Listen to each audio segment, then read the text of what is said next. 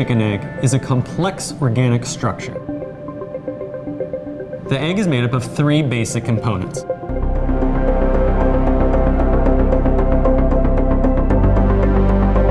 And it's what's inside these parts that make the egg amazing at 3 form-altering functions that transform the foods we know and love. Chefs and home cooks alike often want to combine fat and water, which naturally resist coming together. A good way to temporarily overcome this resistance is through emulsification. Egg yolks have both protein and lecithin, and are responsible for the egg's special emulsifying properties.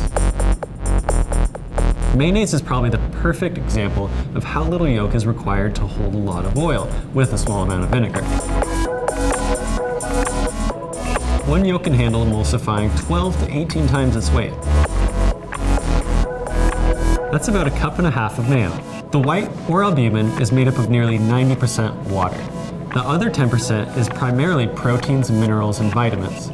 Compared to the yolk, it has about 30% more protein.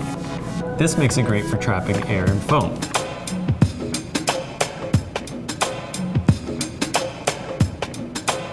Foam made from egg whites make the texture and rise in such things as souffle or macaroon possible.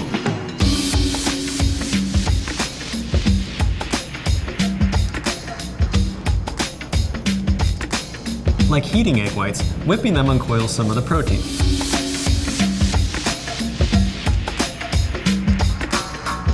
Some parts are more attracted to water, and other parts are more attracted to the air that's being incorporated. The dual nature is what allows the foam from egg whites to be so stable. But even a small amount of fat will interfere with the foaming whites, which is why egg whites are often whisked separate from the yolks in recipes that use whole eggs. Older egg whites are often easier to whip by hand than fresh ones. That's because the older egg tends to be thinner and less viscous. You can also lower the viscosity of the egg white by whipping them at room temperature or by diluting them with a small amount of water.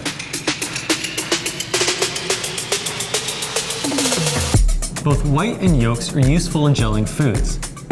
Gelling is basically the process that takes your egg from being a fluid when it's dropped into a pan to being a pillowy batch of scrambled eggs.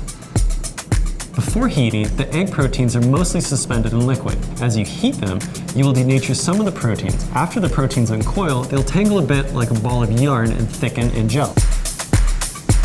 It also allows the custard to set once cooked. Proteins in the egg denature at different temperatures. The appearance of the egg begins to change around 140 degrees Fahrenheit and fully sets around 180 degrees Fahrenheit. So there you have it, 3 ways the egg is working behind the scenes to unlock the textures we know and love in our favorite dishes. Learn more about eggs and how to use them at ChefSteps.com. Excellent. Let's talk about eggs.